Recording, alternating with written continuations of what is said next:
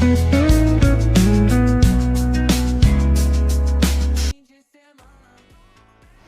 આપણે કાઠિયાવાડી ઢોકળીનું શાક બનાવીએ છીએ એના માટે આપણે દૂધી ખમણીને લઈ લીધી છે. આપણે એમાં હળદર, મરચું,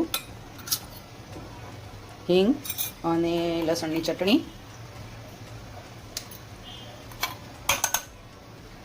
અને 1 પિંચ જેટલો સોડા કાઢી. બધા મસાલામાં હવે આપણે ચણાનો લોટ એડ કરશું. આપણે ઢોકળાનું બેટર જે રીતે કરીએ તે કરી અને હું છે ને એને ઢોકળીની જેમ જ તે થાળીમાં પહેલાં બનાવી લઈશ અને પછી શાકની ગ્રેવી કરશું. દૂધીથી પૌષ્ટિક અને એકદમ સોફ્ટ થાય છે. જ્યારે તમે શાક બનાવો ગ્રેવીમાં જ્યારે ઢોકળી નાખો ત્યારે એકદમ સોફ્ટ થાય છે. જો આપણે ઢોકળી માટેનું બેટર તૈયાર કરી લીધું છે અને હવે આ થાળીમાં તેલ ચોપડી અને થાળી રેડી કરી લીધી છે. એમાં આપણે જો ઢોકળાની જેમ જ તે ખીરું થાળીમાં નાખી અને થાળી ઉતારવાની છે. આ થાળી મૂકી દઈશું. જો ઢોકળીના શાક માટે આપણે ગ્રેવી બનાવવા માટે 3 ડુંગળી લીધી છે અને 8-10 લસણની કળી લીધી છે. એને આપણે ક્રશ કરી અને ગ્રેવી બનાવવા તૈયાર કરશું. જો આ ઢોકળી બનીને રેડી છે અને 10 મિનિટ આપણે રહેવા દીધી છે. એકદમ રેડી થઈ ગઈ છે. જો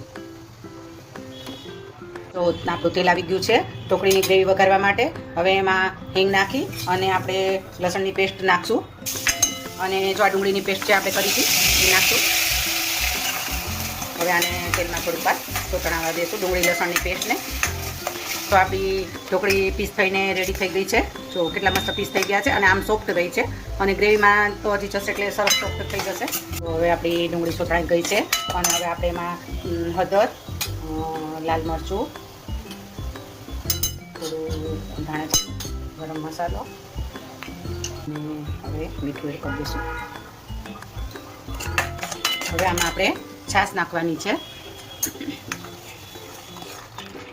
હવે આપણે ગ્રેવી જો છાશ નાખી હવે આ ગ્રેવીને આપણે થોડી વાર ખદખદવા દેવાની. આપણી ગ્રેવી એકદમ ખદખદીને મસ્ત રેડી થઈ ગઈ છે. હવે એમાં આપણે ઢોકળી નાખશું. હવે એને ઉકળવા દઈશું. જો ઢોકળી નખાઈ ગઈ છે. હવે 5 મિનિટમાં હમણાં એકદમ ઢોકળી સોફ્ટ થઈ જશે. જો સોફ્ટ થવા કારણ કે દૂધી હોય ને ઢોકળીમાં એટલે મસ્ત એકદમ થઈ જાય અને ગ્રેવી જો એકદમ કટ થવા માંડશે. હવે એને 5 મિનિટ આપણે ઉકળવા દઈશું. જો આપણી કાઠિયાવાડી ડીશ રેડી છે.